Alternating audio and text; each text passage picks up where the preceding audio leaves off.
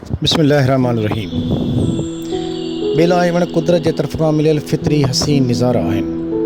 पाकिस्तान में कमाई जे लिहाज़ खां सिंध सूबो पहिरें नंबर ते ऐं आबादी जे लिहाज़ खां सिंध सूबो ॿिए नंबर ते आहे, जेको ॿेलनि ऐं वणनि जी कटाई सबबि तमामु घणो मुतासिर सूबो आहे। बदकिस्मती सां सिंध जी साहिली पट्टी में ॿेलनि जी कटाई वारो अमल हिकु वायरस जियां पखिड़िजी रहियो आहे, जेको सिंध सूबे जी ख़ूबसूरती ऐं उन सां गॾोगॾु माहौल खे वॾे पैमाने ते नुक़सानु पहुचाए रहियो आहे। सिंध अंदरि ॿेले खाते में तबाही जो कारण कुझु बाअसर शख़्सियतूं ऐं सियासी मुदाख़लतूं आहिनि, जेके पंहिंजे ज़ोर ऐं ॾाढ सां उन्हनि ॿेलनि वारी ज़मीनुनि ते कब्ज़ा करे पंहिंजी मर्ज़ीअ मुताबिक़ घर ऐं पंहिंजी ज़ाती कमनि जे लाइ उन ज़मीन खे इस्तेमालु करे रहिया आहिनि।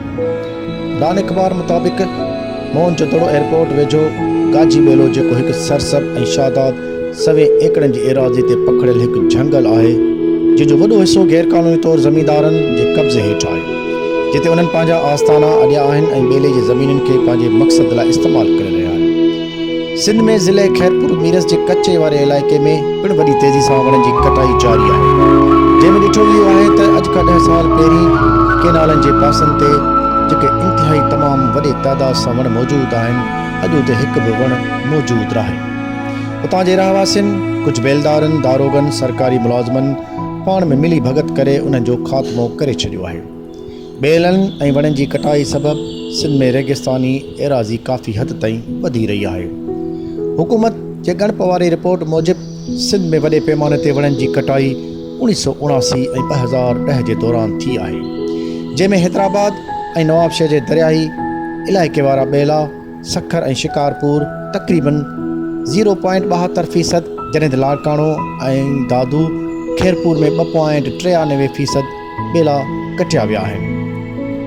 पोएं 3 ॾहाकनि में ॿेलनि जी कटाई सिंध सूबे खे वॾे पैमाने ते ॿेलनि जे वॾे एराज़ी खां महरूम करे छॾियो आहे। उनखां अलावा 30 सालनि जे अरसे दौरान 10 लख खां वधीक माण्हू लॾ पढ़ाइण ते मजबूर थिया आहिनि।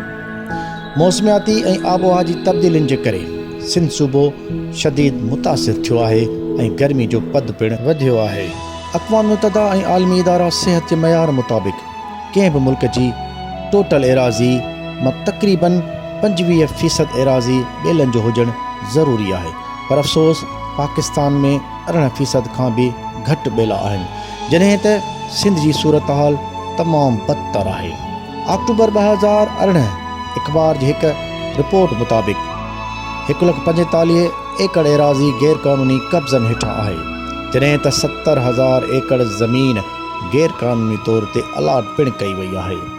हिकु रिपोर्ट मूजिबि गैर क़ानूनी अलाटमेंट रेवेन्यू खाते तरफ़ां कई वई आहे, जंहिं ते अदालत गैर क़ानूनी अलाटमेंट मनसूख़ करण लाइ रेवेन्यू खाते ऐं ॿेले खाते जे सेक्रेटरियुनि खे पिणु हिदायत कई, पर हिन मामले में इंतिहाई बाअसर शख़्सियतूं मुलविस आहिनि, जंहिं करे हुकूमत ॿेलनि मां कब्ज़ा ख़ाली कराइण में अञा ताईं नाकाम आहे। ॿेले खाते जी एराज़ी ते कब्ज़े बाबति हिकु दस्तावेज़ तहत हुकूमत पाण मटियारी ॿेले जे 561 एकड़ एराज़ी में कब्ज़े करण में मुलविस आहे। रोहड़ी ॿेले जे 150 एकड़ जी एराज़ी ते पिणु हुकूमत पाण मुलविस आहे कब्ज़े कराइण में। 2 जनवरी 2019 द सेशन न्यूज़ अख़बार जे रिपोर्ट मुताबिक़ चीफ जस्टिस मियां साकिब निसार ॿेले खाते जी ज़मीनुनि ते गैर क़ानूनी अलाटमेंट बाबति रिमार्क्स ॾिना हुया। अगरि सूबाई हुकूमत 70,000 एकड़ ज़मीन गैर क़ानूनी करार ॾिए थी त पोइ अलाटमेंट मनसूख़ छो नथी करे। द एक्सप्रेस न्यूज़ अख़बार जे रिपोर्ट मुताबिक़ सिंध हुकूमत कुझु सियासी ऐं बाअसर माण्हुनि खां ॿेले खाते वारी गैर क़ानूनी ज़मीनुनि जी वसूली खां बेवस छो आहे।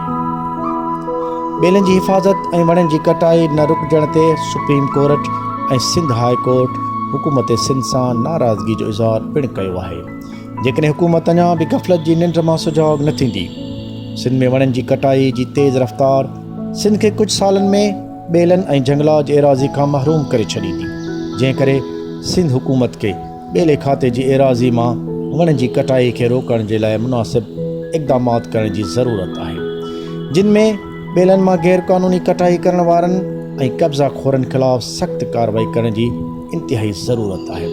अॼु बि दुनिया में कई अहिड़ा मुल्क मौजूदु आहिनि जिते हिकु वण जी कटाई जे बदिले में 5 वण पोखिया वञनि था, जीअं ॿेलनि में कमी अचण बजाए उन्हनि में वधीक इज़ाफ़ो थिए। अहिड़ी तरह ॿेले खाते में ॿेलनि जे इज़ाफ़े जे लाइ अहिड़ा मुनासिब अमल जोगा कानून, पॉलिसियूं ऐं नर्सरीज़ क़ाइमु कयूं वञनि जंहिंसां ॿेलनि जी कटाई ते ज़ाब्तो अची सघे, जीअं ॿेलनि जी एराज़ी में पिणु इज़ाफ़ो थी सघे। उनखां अलावा ॿेले खाते वारे अमले ते पिणु सख़्तु नज़र रखी वञे जीअं ॿेलनि, वणनि ऐं जंगलात जो तहफ़ुज़ मुमकिन थी सघे। अवां जो पंहिंजो प्रोफेसर इरफान, कल्हड़ो।